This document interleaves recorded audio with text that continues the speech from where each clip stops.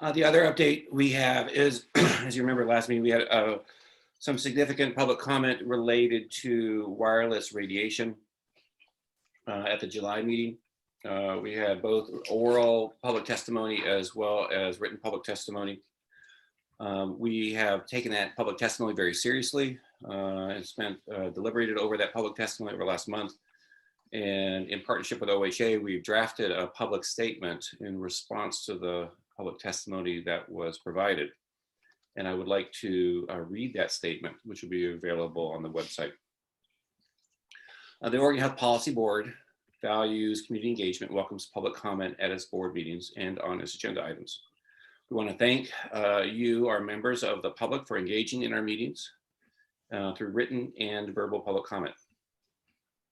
In response to public comment regarding radio frequency radiation during the July Oregon Health Policy Board meeting, I, the chair, read the OHA report. I then reviewed all the videotaped public comment or recorded public comment during the meeting, went back and read all the written materials submitted along with as public comment, and then went back and reread the OHA report with both the oral and written public comments in mind. My impressions, I got together with OHA and discussed my impressions with OHA Public Health Division. Senate Bill 283 identifies exposure from use of wireless network technologies in schools or similar environments as a primary concern, and directed OHA to evaluate peer-reviewed, independently funded scientific studies of the health effects of exposure to microwave radiation, also known as radio frequency radiation, or RFR. Senate Bill 283 directed OHA to concentrate on the review of the health effects in school or similar environments, but most of the studies available for review were largely unrelated to school settings. Nonetheless, OHA in its analysis included studies that overlap those expected in the school setting, with many estimating higher levels of exposure. As stated in the report, OHA found insufficient evidence to indicate a causal relationship between cell phone exposures and cancer, as well as non-cancer effects and functions such as auditory function, cognitive function, nervous system, miscarriage, reproductive system, sleep, and mental health. Most studies found no association between long-term use and these health effects and functions. OHA also recognizes that there are important limitations in the observed epidemiologic studies to date. The most important limitation is that these studies really had a poor assessment of the primary exposure of interest, radio frequency radiation. This limitation, namely errors in the measurement of the primary exposure variable, can fail to detect a true association, often referred to in epidemiologic terms as a type 2 error. OHA also recognizes that data from animal studies provided additional, though inconclusive, evidence of potential harms of radio frequency radiation. Taken together, animal and epidemiologic studies can give a better idea of the possible effects of RFR. However, the synthesis of these two lines of data would need to consider the relevance of the dose, the exposure mode, and what is known as the extrapolation of RFR-related health effects from animals to humans. While the available data do not prove a causal effect, neither do they exclude the possibility of a causal effect. OHA recognizes the many benefits of wireless technologies, including connecting remote communities in Oregon and supplementing education both during the COVID-19 pandemic and through remote learning and in the classroom. OHA strongly supports additional research designed to overcome these limitations in order to better define the possible benefits and harms of radio frequency radiation in order to advance evidence-based policy. A focus of Senate Bill 283 is school environments, and the relevant exposure in these settings need to be considered. These conclusions on radio frequency radiation exposures and effects of human health are aligned with those made by the USDA, the Centers for Disease Control, the National Cancer Institute, and other agencies who work to protect population health. Similar to those federal public agencies, OHA does not regulate cell phone or Wi-Fi technologies. OHA remains committed to ensuring the health of children and families and will look forward to future research coming from reputable sources to guide evidence-based policy. So for more information, you can view OHA's wireless technology risk report and the report, FAQs related to wireless report, and other resources on wireless technology on the Oregon Health Authority website. So once again, I would like to thank everybody who provided public comment. I would like to thank OHA for seriously engaging in this public comment, reflecting on this public comment, and coming to a statement, which I feel very comfortable with, and I think is very sound. I would like to welcome any questions or comments from the board regarding this statement.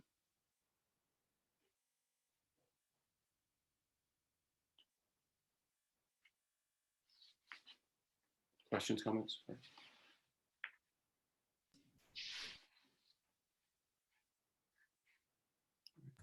Sorry, had to unmute. Go ahead, Jessica. Good morning. It sounds like there's going to be additional investigation into this. Am I getting that correctly? I don't think OHA is committed to doing this investigation itself. It's not a scientific research enterprise. I think OHA is committed to following the scientific literature, and if scientific literature evolves that suggests a change in policy, I think the OHA would be very open to considering that. But I don't think there's no commitment to sponsor additional research or funding to support that at this time from OHA. Jeremy? Oh, I think that's right. And this report came from, and I'll let Jonathan jump in here with more details. But I mean, this report came from a legislative request for us to review the evidence that was out there and summarize it. David, I just want to thank you for all your time and attention to this matter, looking into these reports very thoroughly and spending so much time working with OHA and OHA leadership. I also want to thank OHA staff for all their attention to this matter and working on this. So thank you. Appreciate that, Oscar. Yes. Appreciate especially OHA, all the team from the Public Health Division. We're very thoughtful in reflecting on the public comment, and I really appreciate that. All right. Any other comments? If not, we'll move on. The Oregon Public Health Report on wireless radiation and health is a sham.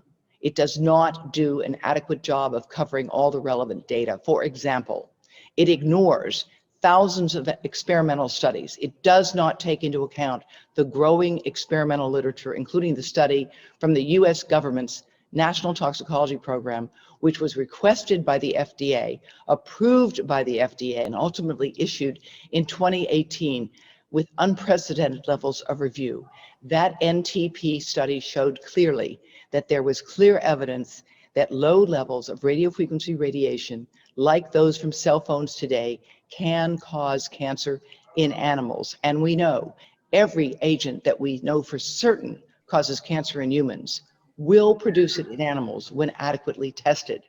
So the Oregon Public Health Commission hired some graduate students to review the literature, and they excluded the experimental literature, which is the bedrock for evaluating the potential of any agent to cause damage to humans. What they did instead was to take a very narrow look at epidemiological studies on humans. And in that regard, what they said is, we look at all of the studies, including those sponsored by industry, and we find that the evidence is not sufficiently strong. Well, you go tell that to Israel and France and Belgium, where the governments there are not dominated, as we are here, by industry, and they've taken a very different view. And they have concluded that when it comes to protecting children, they're not going to take the risk that the state of Oregon is taking right now by saying that we don't have enough proof of human harm yet. What the state of Oregon is basically doing is experimenting on our children and our grandchildren for decades to come. It's a betrayal of public health. What public health is supposed to do is prevent harm. When public health works, people don't die, they don't get sick. That's the challenge we face right now with the pandemic, because we're trying to figure this out in the midst of a huge challenge to public health. So we at Environmental Health Trust have provided detailed information about what's wrong with the public health report from the state of Oregon, and we urge the governor to retract this report because it's going to be damaging health of children and the rest of us for years to come. As the former founding director of the Board on Environmental Studies and Toxicology at the US National Academy of Sciences. I can tell you that this government report from Oregon would never have passed publication and peer review at the National Academy of Sciences. As someone who's been an editor of numerous special issues of peer-reviewed journals, I can tell you this report would never pass peer review. It's a highly selective, skewed analysis of a limited amount of literature that includes biased studies funded by industry. And we know that those industry-funded studies tend to find no problem. We know that from the pioneering work that was done by Henry Lai, who for more than 4 decades has been charting work in this field and has shown consistently that sponsorship of studies influences the outcome of results. And when you look at independent studies, you find that independently funded studies consistently find a problem, and those funded by industry do not. This is a very important indictment of this report. It was done by a group of very unsophisticated, naive graduate students, and that in itself is actually an appalling failure to apply the duties to protect and prevent harm rather than to prove it's already happened. Recently, an international consortium of epidemiologists issued a strong statement urging epidemiologists to avoid conflict of interest and to declare when they have been sponsored by industry for their research. And they are deeply concerned about the growing conflicts of interest that are characterizing groups such as the International Commission on Non-Ionizing Radiation Protection, which is a self-appointed, self-monitored group of a small number of people that report to no government and has no independent oversight. These are examples where we've got to do a better job of declaring where people are coming from so that the citizens who look at this information will understand that there are conflicts of interest that have underpinned a lot of the advice, particularly those that tell us, don't worry, everything is fine. When it comes to independent review, you have to look at what Environmental Health Trust has to say. You have to look at the work of Leonard Hardell and Joel Moskowitz and many others, because if you want to know what's going on, you must ask, where did the person come from? Who bought their chair? Where do they stand? Because often where a person stands on an issue depends on where they sit and who paid for the things they're sitting on. And that is something that we have to do a better job of understanding more broadly. We will go to Theodora Scarato. French law dictates that when you buy a phone, you're informed, keep the radio equipment away from the belly of pregnant women and away from the lower abdomen of adolescents. Yet, as we document in our report to the Oregon Health Authority, phones, tablets, and laptops are on the laps of children in Oregon schools and in their pockets, the phones. Research shows the developing brain is more affected by microwave wireless radiation, which is more absorbed into their brains and bodies compared to adults. Yet, research on children's unique vulnerability was omitted by the OHA. The resources posted on the OHA website are outdated, unfactual, and include industry consultant drafted information. Contrary to the OHA report, no health or environmental agency has ever issued an opinion on the full body of science. The EPA was defunded amidst heavy industry lobbying in 1996, as confirmed in the 2020 letter provided to you. The FDA has not reviewed the research on brain damage or reproductive damage and presents industry-tied criticisms of the National Toxicology Program on its well-scrubbed website. We provided clear documentation that the NCI has not reviewed the safety of wireless radiation despite their long webpage. EHT's FOIA investigation into the CDC revealed that numerous CDC web pages, such as the one the OHA references, was created under the tutelage of an industry-funded consultant, thus effectively downplaying health issues. The OHA links to the World Health Organization webpage, yet omits that the one-person show at the WHO EMF project who drafted this content has been well criticized for conflicts of interest, and that entity has actually not done any scientific review of the evidence since 1993, as documented on the website. And just as we are spending billions to remove lead from drinking water lines, we need to be swapping out Wi-Fi in school with wired Ethernet connections. This is a children's health issue, it's an environmental justice issue, and its time has come. Thank you. Thank you very much. Yeah, hi. Can you folks hear me? Yes. Hello? Yes, we can hear you fine. Great. Ms. Gomez, Mr. Kramer, welcome to the board. I'll get you a copy of my statement.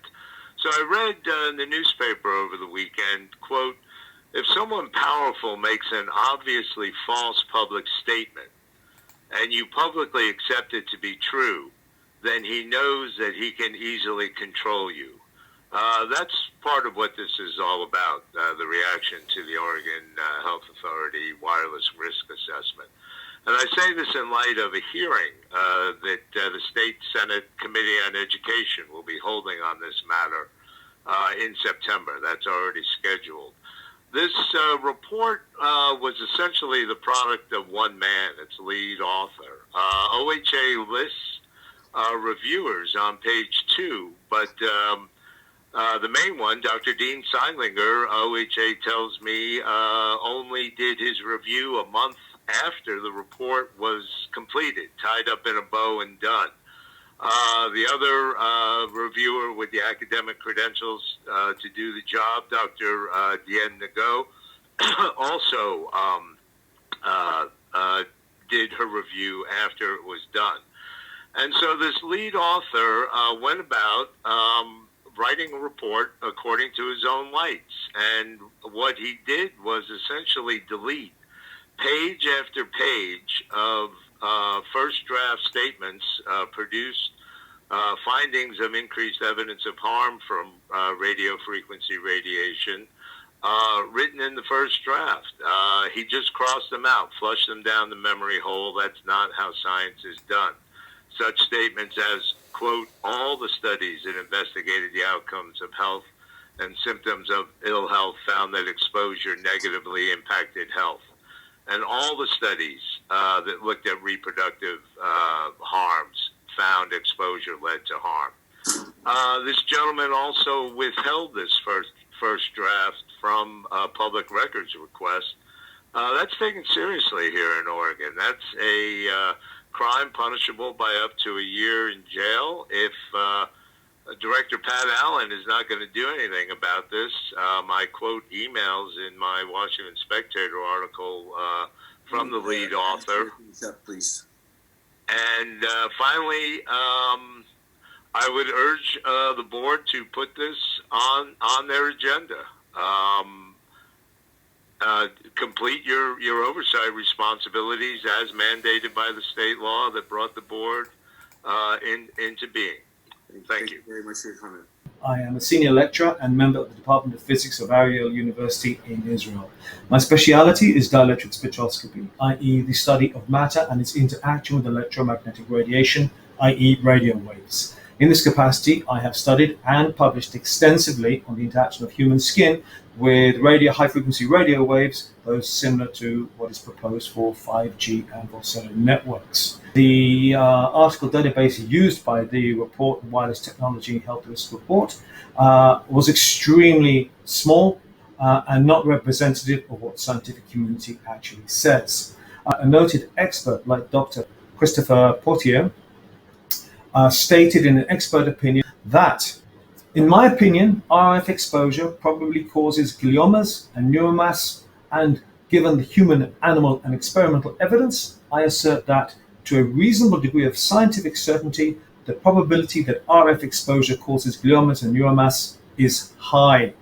A review done by Kostov et al., published in Toxicology Letters in 2020, summarizing basically over 5,000 articles.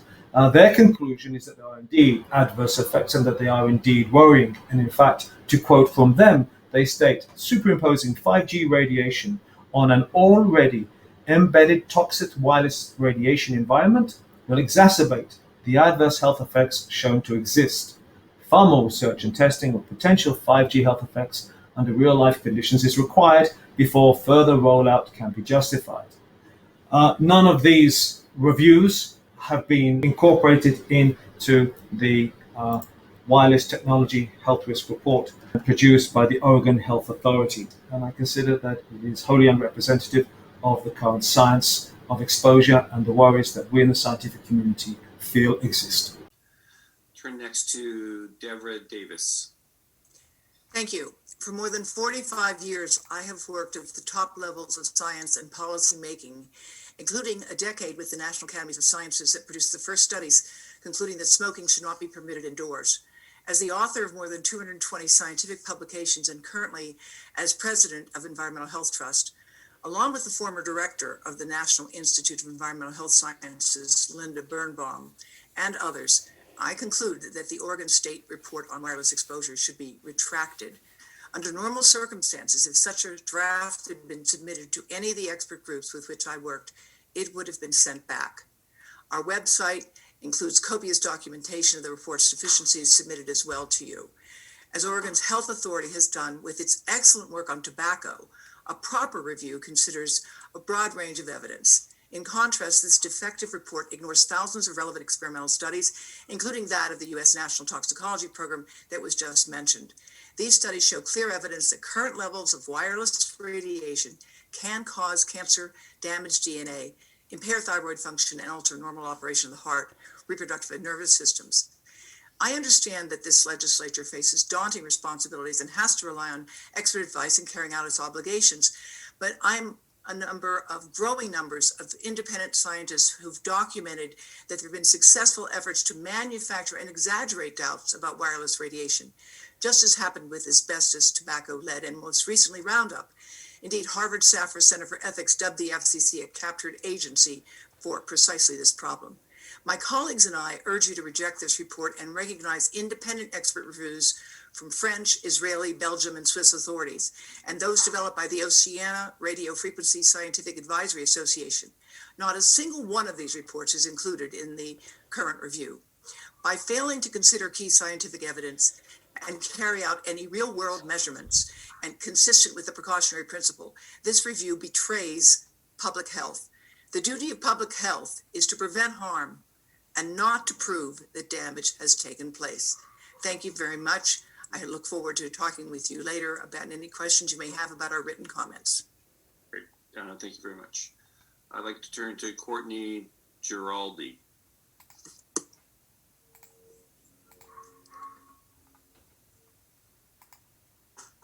Hello, can you hear me? Yes, go ahead, please. Okay, thank you. I'm asking you to please retract this report and protect our children.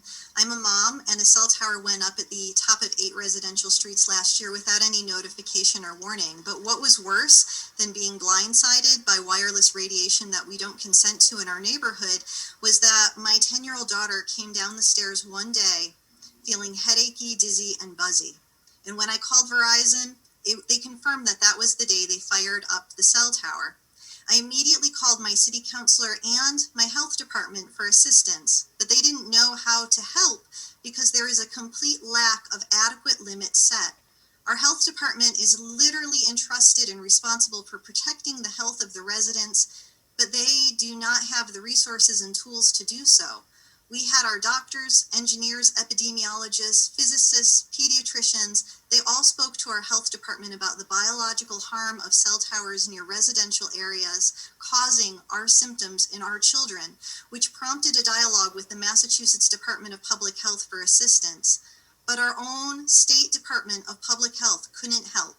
We need protections in place, and we need policies, and we need to not ignore the science, because my children and the children living in this neighborhood are living proof of wireless harm. My children and the neighbors' children are all being impacted. We know of at least 14 people who have experienced headaches, dizziness, nausea, insomnia, tinnitus, palpitations, AFib, skin rashes, and 3 additional have cancer. My own children in their own home are so sick that they have missed school. Their bedrooms upstairs on the side of the house facing the tower, when they were staying in them, they were so dizzy that they would literally walk into walls. They could no longer sleep in their own bedrooms, and so then we moved them farther away from the tower, and when the radio frequency radiation was increased, we had to move out, and they now sleep on mattresses on the floor elsewhere at night to alleviate their symptoms from the constant 24/7 exposure of this class 2B carcinogen and environmental toxin. The Massachusetts Department of Public Health on their website says if you're concerned about RFE emissions, you can turn off devices, you can move away from a source, or you can use them less. But when children are in a school and they're exposed to devices and wireless radiation from all sources, they do not have the opportunity to do so, and they do not consent.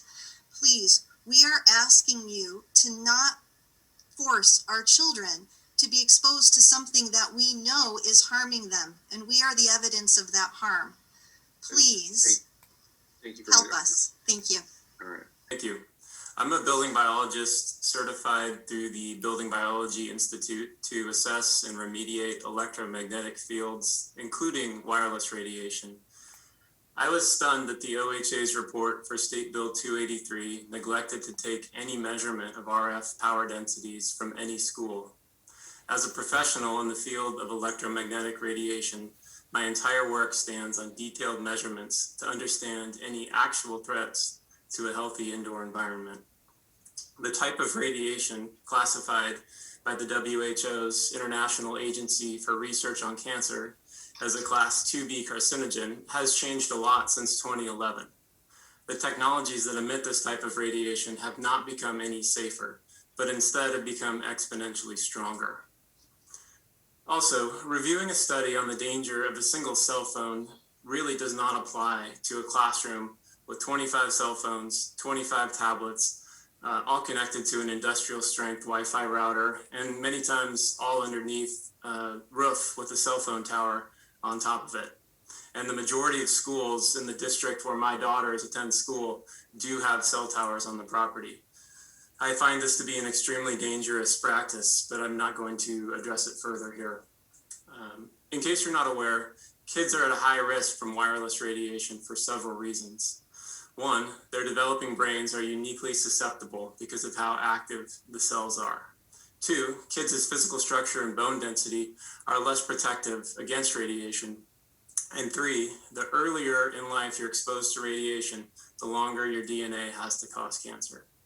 The quality of the OHA's review is lacking, and even though it may be painful to acknowledge that school environments are unhealthy for kids, it is infinitely more painful and expensive for our society to bear the burden of latent cancers quietly seeded in our kids by falsely concluding that there is no risk from these powerful types of radiation. Thank you. Thank you very much. Just a note we've received. We'll review those as well. I'd like to turn to Catherine. Hello, thank you so much for this opportunity to speak. Again, my name is Catherine Katzen, and I'm an elementary school teacher. I'm here today because the American Public Health Association's Public Health Code of Ethics states on page 5 that public health practitioners and organizations have an ethical responsibility to prevent, minimize, and mitigate health harms, and to promote and protect public safety, health, and well-being. Yet the OHA report does not address prevention.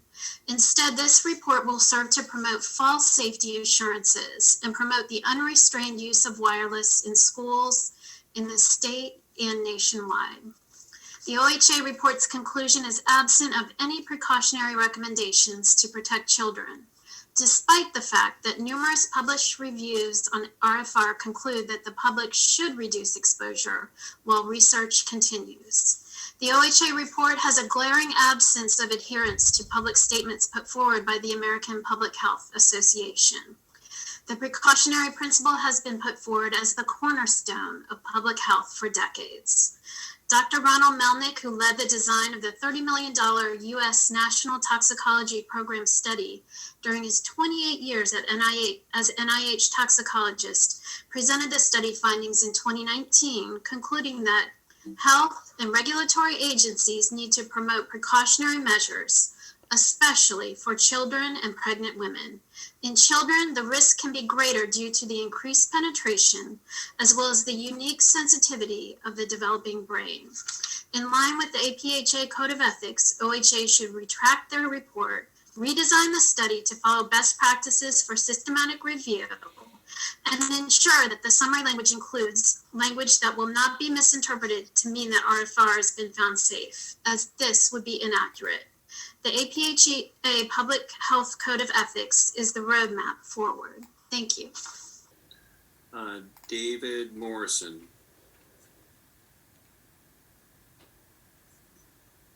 David, you're on mute. Just unmute your. Okay, thanks. The mission statement of OHA states improving the lifelong health of Oregonians. However, that sentiment was not evident in the scientific misconduct practiced by OHA in the fraudulent scientific review of radiation exposure in schools required by Senate Bill 283. Crimes were committed in withholding the first draft from a Freedom of Information request. The final sanitized draft concluded radiation emitting technology in schools appears safe. The first draft came to the opposite conclusion. The credibility of OHA has been severely damaged. Those responsible, Ali Hameid, Andre Orso, Dean Seidliger, and David Howe, should be fired for their part in this politically motivated whitewash. Contrary to previous OHA protocol, no animal studies were used, although despite that, over half the studies used by OHA confirmed the harmful effects of wireless technology. One human study not used by OHA was completed in 2004 by medical researcher Susan Foster. Foster studied the brains of firefighters living in a station beneath a cell tower. Using SPECT brain scan technology, Foster found brain damage in all the firefighters. This result of this study could be extrapolated as directly relevant to a child's exposure in the classroom. Since that study, fire stations are now exempt from the placement of cell antennas for health reasons. Many students are in classrooms located just a few feet from cell towers on school grounds. The assistant principal at Beaumont School in Portland, Northeast Portland, said that immediately after the installation of the cell tower, children became noticeably jumpier. How could OHA make a determination when no measurements of exposure levels were taken in classrooms? The final draft of the OHA review poses a great threat to Oregon's children and needs to be retracted and replaced with the suppressed first draft. Public health must take priority. Finish up shortly, please. Public health must take priority to commercial and political interests. Thank you. Thank you. Turn to Dan Forbes.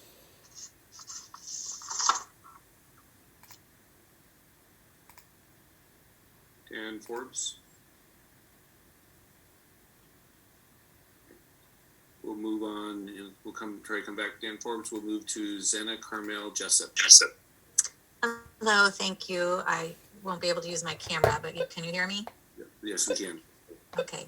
According to the Public Health Information Request, the Oregon Health Authority circulated the American Academy of Pediatrics recommendations to reduce wireless exposure among themselves when discussing their research review, but then omitted the fact that AAP had made the recommendation to reduce wireless exposure in the resources sent to the public.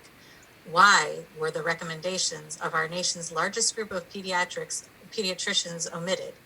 The AAP has sent several letters to the government calling for an update to the FCC limits because the safety limits we have do not account for the vulnerability of children's developing brains. The California and Connecticut Departments of Public Health recommend reducing radio frequency exposures to children's brains. The Maryland State Children's Environmental Health and Protection Advisory Council issued first ever state recommendations that recommends you should reduce wireless exposure in schools by providing wired rather than wireless internet connections. The New Jersey Education Association published an article, Minimize Health Risks from Electronic Devices. Remember when they said that low lead exposure could not harm? Remember when it seemed impossible to imagine replacing all the leaded water pipes? But we do it. Published research shows wireless damages memory both in rats and in teens and children. How many IQ points are an acceptable amount for a kindergartner to lose from daily Wi-Fi exposure? Due to the lack of awareness, the current health disparities paired with the inequities of our healthcare system will create the perfect storm, harming our most vulnerable children. The Oregon Health Authority downplays the science. We also have written comments from two people, Flora Sussin from Portland, Oregon, and I will read their comments. I am from Latin America, very familiar with government corruption, the way money infiltrates and protects the powerful, exactly when my family came to the United States. Imagine my horror as I watched something meant to protect our children completely and fraudulently betray public trust. By deceitful language implying studies pointing to harm did not cause harm, by withholding drafts that reported the truth and choosing to lie, the Oregon Health Authority has lost all credibility, and those who participate in this cover-up are guilty of scientific misconduct. I did not start out believing wireless radiation causes harm. The one fact that convinced me that seeing that insurance companies across the board include exclusionary clauses making any damage from wireless radiation exempt from coverage. As more reports of illness and death from the impact of the EMF, it is inexplicably that they choose to flagrantly manipulate a report. Even if this body doesn't care about sickening our children, one would think they would care how lawsuits will bankrupt the state. Short-sighted, corrupt, lazy, and incompetent, the Oregon Health Authority should be investigated, the report retracted, and resubmitted in accordance to the scientific protocols of its own work withheld. One more written comment by Uloma Igare Uche. And it states, the Environmental Working Group is a nonprofit research advocacy organization with headquarters in DC, and has analyzed public scientific literature on the human health effects of exposure to radio frequency radiation emitted from wireless devices. In 2020, Senate Bill 283 was passed, mandating the OHA to review studies of RFR exposures, especially in schools. In December 2020, the OHA reported on its comprehensive review of human epidemiologic studies of RFR exposures, included that in school settings it is not associated with adverse effects. However, that report makes it clear that no comprehensive and systematic review of relevant RFR literature was conducted. Relevant epidemiologic studies, as well as in vitro and animal studies that have provided substantial evidence of adverse effects associated with RFR exposure, were admitted without scientific justification. It is worth noting that human health risk assessment has always relied on the findings from both animal toxicology and epidemiology studies to provide health-based guidelines for public health protection, and this approach has always been used by public health agencies, National Academy of Sciences, and the WHO. In addition, the report also omitted references from the 2001 classification of RFR as a Class 2B carcinogen, as well as recommendations from public health agencies, such as the California Department of Public Health, the Maryland Commission on Children's Environmental Health, and other scientific groups. Contrary to the mandate in Senate Bill 283 that required including only independently funded studies, the report showed that industry-funded research studies, which reported no evidence that are associated with RFR exposure, were included in the review. Here, the External Working Group urges Oregon Health Authority to conduct a more comprehensive, systematic evaluation of RFR studies and update its report to reflect the extensive evidence of adverse effects associated with RFR exposure. It's been on behalf of the Environmental Working Group. Thank you very much. I want to just appreciate people for their public comment, both oral and written.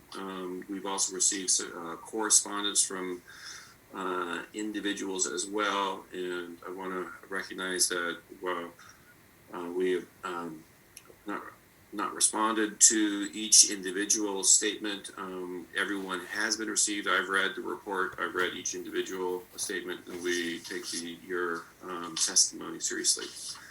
And we'll follow up with the OHA staff. Senate Bill 283, relating exposure to radiation in schools in this state and declaring emergency. Thank you, Mr. President. I call this Senate Bill 283 my Wi-Fi bill. We in the United States are behind in examining the health effects of Wi-Fi, and Oregon will be taking a small step in this direction if we pass this bill. Around the world, many countries have stopped using Wi-Fi and started looking into the health effects caused by this technology. Is it an extreme to stop using Wi-Fi? Well, I hope not, because I certainly use Wi-Fi. I don't have enough information, though, to say that, but we can't keep our heads in the sand and pretend that maybe nothing is wrong. We need to do our due diligence to see if exposure to Wi-Fi could be harming kids in schools as well as in the rest of society. Did you know that children in schools are exposed for 7 hours each day to high-frequency pulse-modulated microwave radiation and from high signal power output wireless routers, laptops, tablets, smart boards, and cell phones? Exposure to Wi-Fi has left some children, not many, but some children and teachers already suffering from microwave sickness and has resulted in them no longer actually to be able to attend school or work in the schools. We do know that children are more susceptible to harm than adults, and repeated exposure to microwave radiation is cumulative. Research shows that children's developing brains, eyes, and bone marrow absorb this radiation 3 to 10 times deeper than adults. The United States National Toxicology Program recently completed 10 studies, and they released these findings, which concluded that there is a clear evidence of cancer and DNA damage from exposure to radio frequency radiation. And back in 2011, the World Health Organization classified microwave radiation from all wireless devices, including Wi-Fi, a Class B possible carcinogen. Be that as it may, we know that powerful industries in this country have a vested interest in leading the public to believe that electromagnetic frequency or electromagnetic radiation are harmless because we cannot see it, taste it, or touch it. Industry's reach carries over into government regulatory agencies also. Many high-profile health advocacy organizations and public policy makers are being influenced by money from these industries.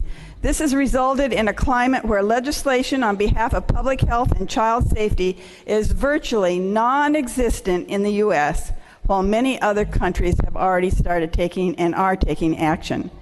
For many years, hundreds of scientists, medical professionals, and health researchers have been studying the biological effect of microwave radiation. And these include, but are not limited to, the American Academy of Pediatrics, the European Parliament, the governments of France, Germany, Cyprus, Bavaria, the American Academy of Environmental Medicine, the California Medical Association, and doctors from Harvard, Yale, and Columbia universities, even teachers' unions and PTA groups.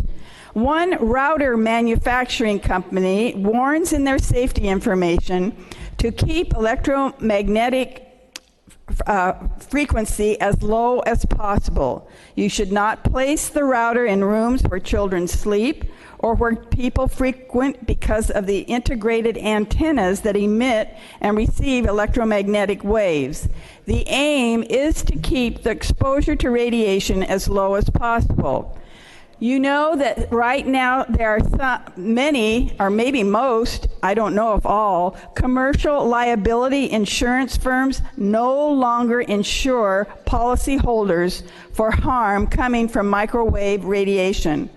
The disclaimer is even in the policy held by the Portland Public Schools, issued by their insurance, which reads, "Will not reimburse for cost of expense arising directly or indirectly out of, resulting from, caused, or contributed to by electromagnetic radiation, provided that such loss, cost, or expense result from or are contributed to by the hazardous properties of electromagnetic radiation."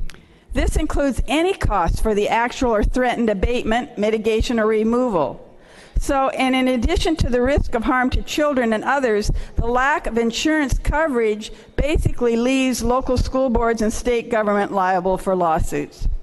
Despite media reports, parent advocacy, informed school board members, rapidly accelerating numbers of scientific studies and international appeals by scientists and medical professionals, there has been no effort made by the Department of Ed, Department of Health, school boards, school superintendents, school safety officials, or the political establishment to protect children, teachers, and others from harm relating to wireless technology. We really do need to start informing students, teachers, parents, and school employees of the manufacturer's safety information, which they have when you buy that equipment, it is included with every wireless device that warns users to keep tablets, laptops, cell phones, and wireless routers away from their bodies. Maryland is the first state to implement a plan in the United States to look at how Wi-Fi is affecting people. And I hope you look at a couple of the floor letters that are on your desk. So this is what the bill does. All it does, it requires the Oregon Health Authority to review scientific studies regarding the health effects of exposure to microwave radiation from the use of wireless network technologies in schools. And then the bill also requires the Oregon Department of Education to develop recommendations for schools that would reduce, not eliminate, but would reduce the students' exposure to the types of microwave radiation that might be harmful. So as a former public health nurse, I know that I've been made fun of for having this bill, but I really think it is important to look at technology advancements from a public health perspective, and I urge an aye vote. Discussion. Senator Monos Anderson, any final remarks? Question now right upon third reading and final passage. Senate Bill 283B. Those in favor of the bill is passed. Those opposed, no. Clerk, please call the roll. Burdick. Dembro. Fagan. Frederick. Gelser. Gerard. Golden. Hansel. Hass. Hurd. Johnson. Knope. Linthicum. Manning. Monos Anderson. Olson. Przonski. Riley. Roblin. Steiner Hayward. Taylor. Thatcher. Thompson. Wagner. Bertsugar. Bentz. Byer. Record. My name is Lucia, as you said. Hi, I'm from Eugene, and I'm 14 years old. I kind of just wrote some brief summary of what happened to me. Sure. So I started feeling really sick when I was 9 in 4th grade. At school, I would sometimes feel dizzy, and my papers I was writing on would seem to move back and forth. At bedtime, I'd be scared to go to bed because once I lied down to sleep, I would get very, very nauseous, and sometimes I would even vomit. I developed horrible anxiety and a rash on my face, which I sometimes still get when I'm around Wi-Fi too much. My family took me to at least 7 doctors that I can remember, maybe more, including Dornbecker Children's Hospital. Each doctor referred us to another doctor or diagnosed me with this or that and would give me some medicine, but none of them really helped much. For a whole year, I was ill and we couldn't figure out why. When my mom finally realized what was making me sick, she asked my school if they had Wi-Fi, and they replied, yes, Wi-Fi is available. So it turns out I was sitting right underneath the new Wi-Fi router they had installed. I switched schools to the only school in Eugene that doesn't have Wi-Fi, which is Waldorf, and this school only goes through 8th grade, and I'll be graduating this spring. So now we don't really know of anywhere I can go to high school next fall because all of them have Wi-Fi. So thank you for listening. Thank you for your testimony. It means a lot. He was involved by CHOOP that confirmed a rate of increase of cancer of almost 4 following exposure to this radiation. Ripaccioli in 1997 also confirmed an increase in cancer in animals. Lerchel in 2015 in mice, again, at levels that are only 10% of those that are allowed by the Federal Communications Commission, confirmed an increase in cancers. And very recently, we have had two studies, one by the Ramazzini Institute in Bologna, Italy, that confirmed that radiation from Wi-Fi was carcinogenic, and finally, research from the National Toxicology Program in North Carolina that confirmed that cell phone radiation is carcinogenic. Now, the NTP is a part of the US government, and it is considered in the United States as the best institution to carry out such tests. So we have had historically a succession of large, costly animal studies, and the NTP study cost $28 million, was carried out over 10 years. So I submit that this is very serious research.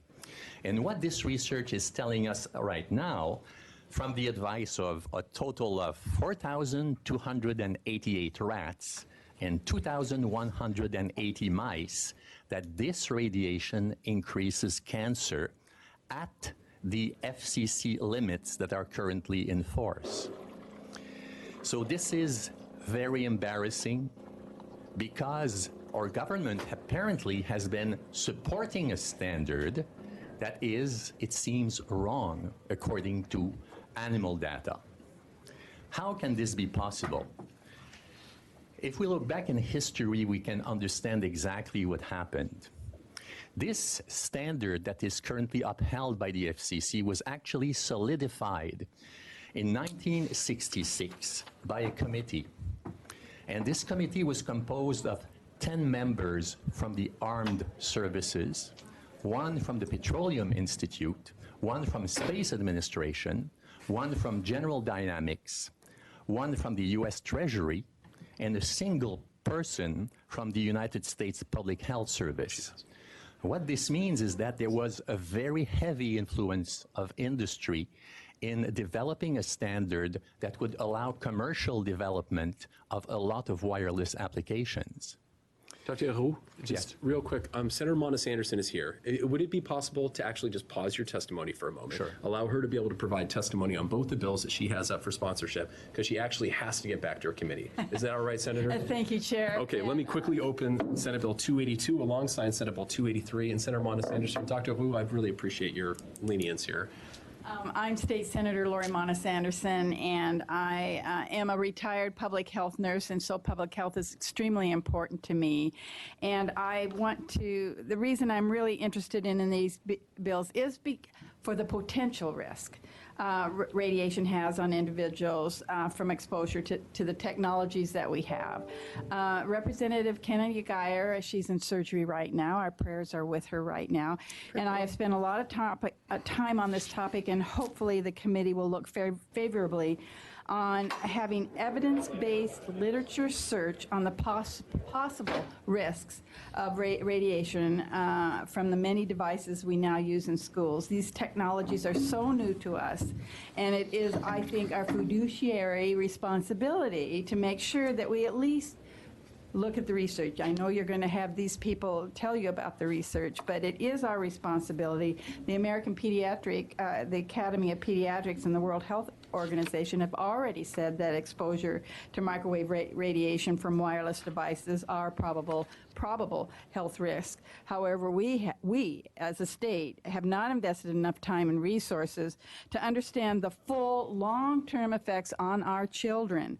This is a public health concern that we should investigate now and not wait to find out later about the possible negative effects. Children in schools are exposed for 7 hours a day to high-frequency, pulse-modulated microwave radiation from the high signal power output wireless routers, their laptop computers, their iPads, their tablets, their smart boards, cell and cordless phones, and cell towers. And because of this exposure, some children and teachers actually do suffer from microwave sickness, and they actually no longer attend school or work in a school environment. I know it's small, but there are people that do that, but we don't have really, we really need to be taking a look at that. So we have become so dependent on our wireless devices. Look at, I even carry mine around with me. But as a retired public health nurse, wanting our environment to be safe and healthy, I urge you to pass these bills so that we can start looking at the possible, probable effects on our children. Thank you. Thank you so much, Senator. Dr. Roux, thank you so much for allowing the senator to come in and put her voice on the record. And I will just say as well for the public, I have, in addition to your testimony, I have 6 people on this bill and then 3 people on the other bill, and we lose this room in about 20 or so minutes. And so if there is a way to submit written testimony and also maybe to get as many voices on the record as we possibly can, but please do continue if you wish to finish your testimony. So this 1966 standard that was dominated by the armed forces has been sustained until today with very little change. And I submit philosophically that what is appropriate for a fighter pilot is in an F-16, an appropriate risk to be sustained is not necessarily the same as is acceptable for your daughter in first grade school. There is a difference. There is also human evidence that cancers of the nervous system are increasing in the population in the United States. For malignant brain and central nervous tumors in American children for ages 0 to 14 between 2000 and 2010, there has been annually an increase of 0.6% per year. Those don't use very much cell phones, but in ages 15 to 19 between 2000 and 2008, it has increased annually 1% per year. So Dr. Miller of the University of Toronto, an eminent epidemiologist, believes that this is the start of an epidemic that will expand unless we stop it right now by protective measures in the schools. Why are we concerned specifically about children? Because after all, this applies to all of us, doesn't it? But the children will be exposed much longer than we will to this pulsed radiation. So there's a difference in time. Their developing tissues are much more vulnerable. This is always accepted in epidemiology. And microwaves penetrate our young brains much more effectively than adult skulls. And my colleague Claudio Fernandez from a university in Brazil will attest to the fact that this has been documented quite in detail. So they are a vulnerable population, even beyond being our future. So I think that this is a very important consideration, and I will pause here to leave my colleagues to complete. Thank you so much. Really appreciate it. Whoever would like to continue, please do. David Morrison. I wanted to offer that I brought 4 boxes here of scientific studies that are independently funded studies that I would be happy to drop off at any of your offices if you still have doubt after. I've got them all. They're on a flash drive now. That's plugged into my cell phone. No. Too soon? Flash drive. So in the 1940s, I'm going to give a little historical precedent here. In the 1940s, tank trucks routinely sprayed children in the streets with DDT. It was considered safe. In 2010, an FDA fact sheet read, "No evidence linking cell phone use to risk of brain tumors." Fast forward to the National Toxicology Program study that Dr. Hérault was referring to, showed clear evidence of cancer from radiofrequency fields. Otis Brawley, who was then the chief medical officer of the American Cancer Society, reversed the previous position of the American Cancer Society claim of safety and said the NTP report linking radiofrequency radiation to 2 types of cancer marks a paradigm shift in our understanding of radiation and cancer risk. This is a striking example of why a serious study is so important in evaluating cancer risk. And that's what this bill is looking for, is a review of this. For 17 years, California firefighters fought cell towers on fire stations due to symptoms they experienced following activation of the towers. And brain scans of the affected firefighters all showed abnormalities for the firefighters that were tested. Portland Public Schools has 7 cell towers located on school grounds. And where am I? Okay. Some children actually, well, Dr. Ero alluded to, and we have a young woman here who had to leave her school because she could not, she was sitting under a router and she became sick. There's a Swedish router manufacturing company, Telecom, that discloses in its safety manual not to place routers in rooms for children. Commercial wireless systems can expose children to the nation's highest radiation levels. Acting on advice from Portland School Senior Director of Environmental Health and Safety, Office of School Modernization, John Burnham, Portland Public School Chair Julia Brim-Edwards supports this bill and wants this bill to pass. It's no mystery why the commercial insert. So this is no longer covered by insurance. There's, in the commercial insurance policy that Portland Public Schools has, there's an explicit disclaimer for harm from microwave radiation. And this is now standard throughout the industry. So who is liable for lawsuits, the eventual lawsuits that will be coming, are the users, the people who sign the contracts. And that would be the school board would be responsible for that. Hey, David, real quick here. Sorry to interrupt, but we have 7, 8 people left in about 10 minutes. If you want, there's written testimony. I know this is first public hearing. I didn't want to cut you off, but I just want to get as many voices as I possibly can. So really appreciate it, though. Good afternoon. I'm Cindy Franklin from Portland, and I've been a wireless safety advocate for 10 years. I want to keep this really short because we could all go on for hours and hours, as you know. Well, I just was going to have David start reading the boxes. Yeah. So. Yeah.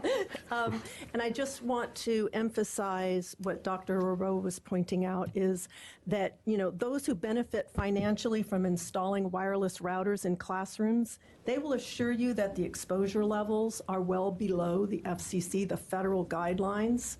And it's important to remember those guidelines were set 23 years ago based on, at the time, old science that assumed the only harm came from the heating of tissue, like from radars in the military and that type of thing.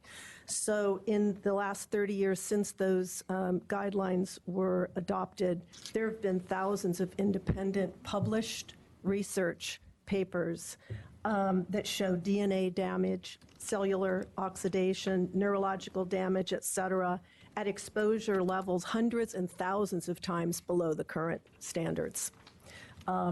So the honest truth is that there are no studies that show that any amount of wireless radiation is safe, especially for children and the fetuses of unborn, the unborn children of pregnant teachers, for example, in a classroom. So I'll stop there and urge your support for this bill. Thank you so much. So we have Paul Dart, Karen Josephson, Lucilia, I'm going to say Kunha, and Karen Almquist, if we do have 4 chairs. Otherwise, we can just take them 2 by 2. So, and again, I apologize. We have a lot of bills up for consideration this legislative session. So if folks want to just tell us a little bit about who you are for the record, and if you have written testimony, all of our committee members are interested in reading it as well. So please identify yourself. I'm Karen Josephson. Okay. Is that okay? That's great. Okay, so I really thank the people who have already spoke. They have given you the heart of the thing. And I just want to kind of flesh out a little bit about the FCC. The FCC, why do they have this huge high limit? When I was going to go over the 0.003 microwatts per centimeter squared, what that causes. I've got a whole list here of not even up to 0.1 microwatts per meter squared. You get a lot of effects before you get to 0.1. The FCC, they don't allow 1 microwatt per meter squared, or 10, or 15, or 20, or 50, or 150 microwatts per centimeter squared. They allow 1,000 microwatts per meter squared. So they made a huge bunch of assumptions about what the human body can tolerate. We're talking way down at 0.000 something microwatts per meter squared for all the same outcomes with the health that the previous people spoke about. The reason that is because the FCC federally is a totally captured agency. And there is from the ethics department of Harvard, a major article about how that came about. There's a major article in The Nation titled something like How Our Cell Phone Companies Lied to Us About the Safety of Cell Phones. Cell phones, yes, they're way, way over the 1, 2, 3, 4 microwatts per meter squared. So they're a captured agency. They are run by the former telecommunications CEOs. And that's been the case even through Obama's administration. So we have a totally captured agency who is willing to lie and say everything's fine at 1,000 microwatts per centimeter squared. So we've got thousands and thousands of too much stuff going on. I carry my little, mine is a milliwatt per meter squared because I got sick from the smartphones. Palpitations all day long, found out finally what it was, got my little indicator. I know there's hardly anything. There's plenty in this room. This is what's going on in the room. This red stuff and the orange stuff, there's just too much stuff all around us. So thank you so much. Stuck in it. Thank you so much for your testimony. And if you have any written material that you want to have submitted, we can have it as part of the public record. Perfect. Exhibits. Yeah, that's perfect. But actually, that was a different testimony because I changed this at the last minute because you weren't getting this. All right, thank you. I'm Paul Dart. I'm an MD in Eugene, Oregon. I've been practicing environmental medicine in Eugene since the late 1980s. If we're going to talk about Wi-Fi in the schools, we really need to understand first that Wi-Fi routers transmit all the time. This is a Wi-Fi router. This is an electrical meter that measures the waveforms of this kind of signal and transliterates it into a sound so you can hear the pattern of the waveform. It's directional. It's transmitting all the time. I can turn this off and stop the noise, but it doesn't stop transmitting. Wireless routers don't just speak when they're spoken to. They talk all the time, even though it's not being used by any devices. The only way to stop that is to turn it off. We've got other routers in the neighborhood, but this one will stop transmitting when it's turned off. So in the absence of a policy even to turn routers off, what you've got is constant transmission from these routers pouring into the school system, into the children, 7 hours a day. And none of this has ever been proven to be safe. The manufacturers didn't test this before they put it out there. So what we're talking about is that our school children are in the middle of a vast biological experiment to see what happens to them when we increase their exposure all day long in the schools. They didn't volunteer for this experiment. They have not received informed consent for this experiment. They're legally required to be in the school system. Now, I've got a DVD here that has the AV presentation that I would have given you if I thought I had time, and mercifully, I don't here. But I have plenty of information, and I've got a handout of my testimony that discusses the different pieces of evidence I'm giving you, and my suggestions for, if you want to dig into it, what sequence to do it in. That's great, and we really appreciate having that as part of the public record too. I know this is just an initial conversation. I really appreciate the opportunity to talk. Thank you, Dr. Dart. So we do have Lucia Kunha, Karen Almquist. Is that everybody then, I think, who wants to testify on 283? Okay. All right, please just identify yourself for the record. I'm her mother, and I've submitted written testimony, Okay. so you can read in detail more about what Lucia said and my perspective. And So I won't take the time to read it, but I wanted to add something here that I think I feel strongly that parents should be made aware of the potential health risks of exposure, to the laptops, the Wi-Fi routers, etc. And also importantly, families should have choices within the public school system. For example, there should be one school in every district without wireless technologies that maintain instead wired connections like we have. Or at the very least, there should be a wing of the school without any wireless. France in 2015 passed a national law that instructs elementary schools to keep the Wi-Fi routers off, except when they're being used for pedagogical purposes. That's another option. So there are things we can do without, getting rid of the technology. Seems like right? those would be things that, working with Senator Monis Anderson on a study, would be encouraged to have conversation. absolutely. Could you just tell us for the record as well your name? Sorry, my name is Karen Weston. I'm from Eugene. Okay, thank you so much. I appreciate it. We do have Senator Monis Anderson who wants to speak to an amendment, and the last folks I have signed up to testify, both on 283 and 282, are Angelina Ray Kugler and Deb Mayer. I think that was everyone that I had as listed to testify. Yeah.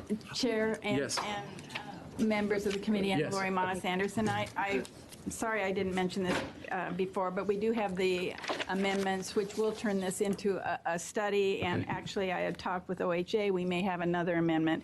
It would OHA said they will find and compensate. Write a literature review focused on health effects of wireless communication technology and provide the literature review to us. And then they have a timeline for us. And so it would need to go to Ways and Means to have this study done. Okay. Okay. Thank you so much, Senator.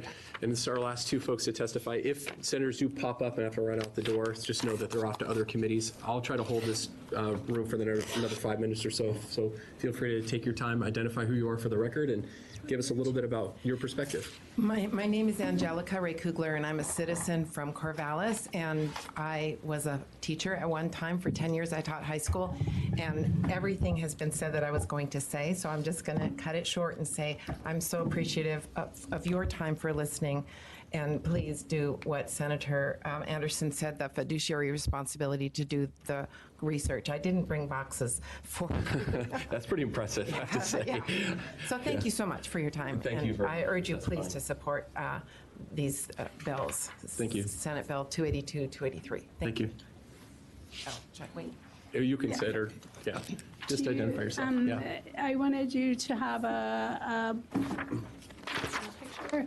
You have it. Thank you. Oh, yes, I've got it right here. Yeah. Right? Okay. So I'm going to do a little demonstration, but this won't take very long at all. So. Okay. Okay. So bear with Is there me. anything we need to do to participate in the experiment here? Maybe want to shoot your eyes for a minute. I'll try to make it as painless as possible.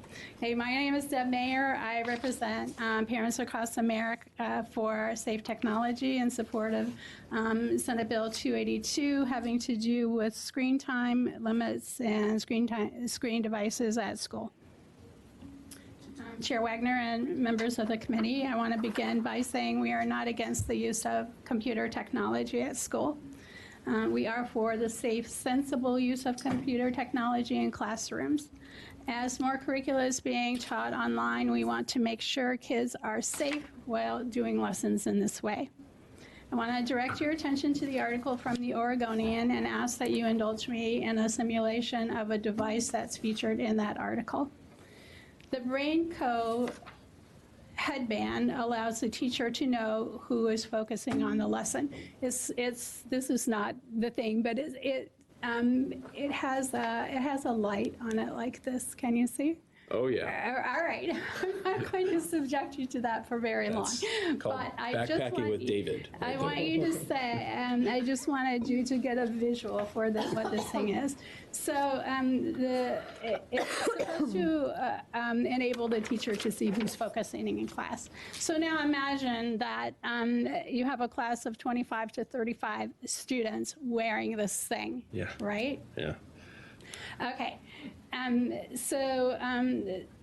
With this device, students are being monitored electronically, even though they're not online. Supposedly, the teacher can tell who is focused by observing the light emanating from this headgear. So what we're asking, but unlike this, which is just battery operated, we're asking kids to wrap their brains with a radiation emanating device. This has not been tested for safety, and just like every other digital device used in a classroom, which haven't been tested for safety either. What you won't find in the Oregonian or on radio or TV is information about the health risk posed by overexposure to devices. Even though we have implored the media to cover this issue, they have not. We have a crisis in classrooms across the state. We are witnessing behaviors in children, including screaming uncontrollably, violently throwing furniture across the room, and abusing educators. This is not normal. We must look deeper for causes.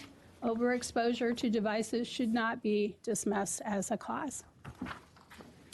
Also, requiring kids to do homework online extends screen time and presents equity problems as well, but that's a whole nother issue.